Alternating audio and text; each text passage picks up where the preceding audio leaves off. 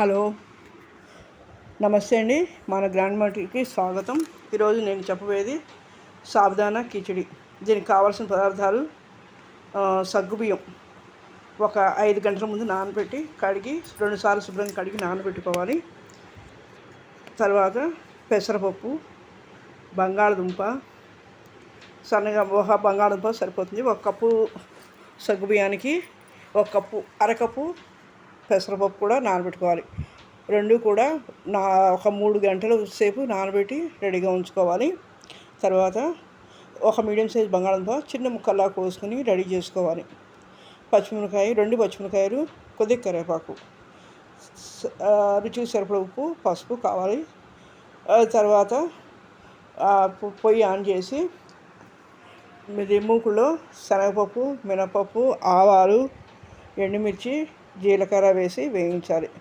అవి వేయిన తర్వాత కరివేపాకు, మిరపకాయలు కూడా వేసి వేయించాలి. వేయించిన తర్వాత ఈ నానిన సగ్గుబియ్యాన్ని మనం వడగొట్టుకోవాలి. నీళ్లు లేకుండా బాగా వడగొట్టుకుంటే పొడి పొడిలాడుతూ ఉండాలి. అది కాకుండా నేను రెడీగా ఉన్నాయని వేయించిన వేసిన గుళ్ళు యూజ్ చేశాను.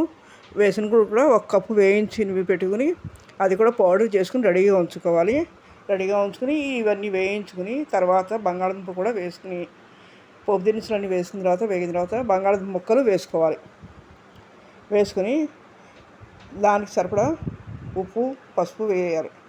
వేసి కొద్దిగా నీళ్లు చల్లి వాటిని మగ్గబెట్టాలి. మూత అక్కర్లేదు. ఒక 5 నిమిషాలకి అవి బాగా మగ్గుతాయి. మరీ మెత్తగా అక్కర్లేదు. ఒక మామూలుగా కొద్దిగా మెత్తపడితే చాలు. మెత్తపడిన తర్వాత మీరు ఒక 5 నిమిషాలు చూసి బాగా మెత్తపడ్డాయా లేదా అని చూసుకోండి. అది మీరు మరీ గట్టిగా ఉంటే బాగుండదు.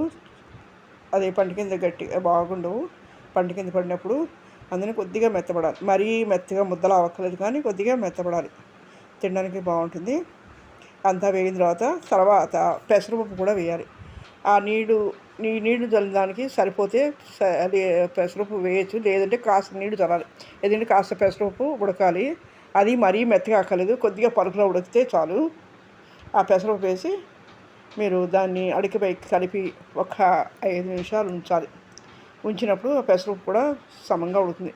2 ఉడికి నీళ్లు కొద్దిగా తగ్గిపోతాయి. తగ్గిపోయినప్పుడు మీరు ఆల్రెడీ కడిగి పెట్టుకున్న సగ్గుబియ్యాన్ని నీళ్ళు లేకుండా చూడండి. అంటే నేను స్ట్రైన్లో ఉడగొట్టాను. మీకు ఇంకా ఇదిగా కావాలంటే పేపర్ మీద ఏదైనా ఒక పొడి బట్ట మీద ఆరబెట్టుకుంటే పొడి ఆడుతుంటాయి. అది ఇంకా బాగుంటాయి. దాన్ని మీరు బాగా ఇచ్చేసి స్ట్రైన్లో ఉడగొట్టచ్చు, లేదంటే పేపర్ మీద మంచి బట్ట మీద వేసుకుని ఆరబెట్టుకోండి ఒక 5 నిమిషాలు. ఎందుకంటే ఇవన్నీ రెడీ అయ్యేలోపు అది కొద్దిగా తడి పీల్చుకుంటాయి. ఈ తడి పీల్చుకున్న దాన్ని మీరు ఈ బంగాళదుంప, పెసరపప్పు అన్నీ ఉడిగా చూసి నీళ్ళు లేకుండా అంతా బాగా దగ్గర పడితే చాలు. ఉప్పు అవి సరిపోతాయి నేను చెప్పింది క్వాంటిటీకి. ఇంకా వేరే ఏమీ అవసరం లేదు. ఈ పైన మీరు సగ్గుబియ్యం వేసుకుని మరి అది మిక్సీ పట్టిన వేసిన గుళ్ళు పౌడర్ మిక్సీ పట్టండి. మరీ మెత్తగా వద్దు, కొద్దిగా కొద్దిగా పప్పులుగా ఉన్నా కూడా బాగుంటుంది. అలా అది పట్టుకుని రెడీ చేసుకుని దీంట్లో ఇవన్నీ వేసేయండి. మీరు